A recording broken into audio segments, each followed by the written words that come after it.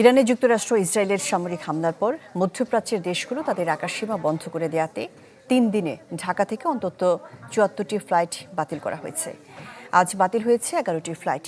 এ বিষয়ে সবশেষ খবরাখবর জানাতে শাহজালাল আন্তর্জাতিক বিমানবন্দর থেকে যুক্ত হচ্ছেন সম্রাট হোসেন।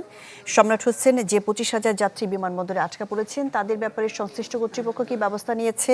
কোনো ধরনের হেল্প ডেস্ক খোলা হয়েছে কিনা এবং ফ্লাইট রিশিডিউলের সবশেষ কি তথ্য আছে আপনার কাছে?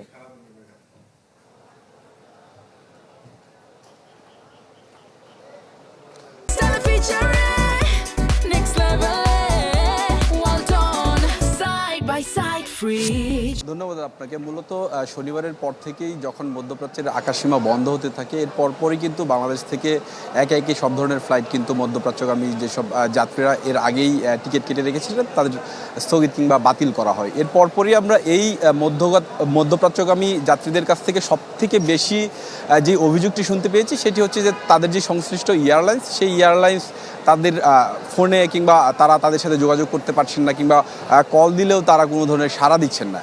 এই নিয়ে কিন্তু গতকালও কথা হচ্ছিল। বিমান প্রতিমন্ত্রীও জানাচ্ছিলেন যে এয়ারলাইন্সগুলোকে নির্দেশনা দেওয়া হয়েছে যে যাদের রিশিডিউল করা হবে ফ্লাইটের তাদের যেন দ্রুততম সময়ের মধ্যে মোবাইল ফোনের কল কিংবা SMS কিংবা মেইলের মাধ্যমে যেন জানানো হয়। কিন্তু আমরা আজকেও এখানে এসে যাত্রীদের সাথে কথা বলছিলাম, তারা যেটি বলছিলেন যে তারা ছুটিতে আসছিলেন, তারা ফিরে যেতে পারছেন না, তাদের যে ভিসার মেয়াদ সেটিও কিন্তু শেষের দিকে। সেক্ষেত্রে তারা আসলে বড় ধরনের ভোগান্তিতেই পড়েছেন, কিন্তু এয়ারলাইন্সগুলোর এখন পর্যন্তও কিন্তু তারা সাড়া পাচ্ছেন না।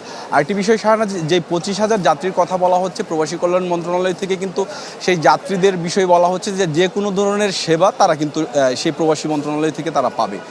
পাশাপাশি আরেকটি তথ্য আপনাকে জানিয়ে রাখতে চাই যে এই বিদেশগামী যাত্রী কিংবা এই কর্মীদের ক্ষেত্রে বলা হচ্ছিল যে রিশিডিউল হলেই যেন তারা যেন বিমানবন্দরে আসে, এর আগে যেন বিমানবন্দরে তারা না আসে। কিন্তু এয়ারলাইন্সের সাথে যোগাযোগ না করার ফলে কিন্তু আমরা আজকেও এখানে এসে দেখেছি যে অনেক যাত্রী কিন্তু এখানে এই গেট থেকে ওই গেট কিংবা এখানে এসে আসলে ঘুরপাক খাচ্ছেন, কি করবেন তারা আসলে জানেন না। তো এই ছিল ঢাকার হযরত শাহজালাল আন্তর্জাতিক বিমানবন্দর থেকে মধ্যপ্রাচ্যগামী যাত্রীদের সবশেষ খবর।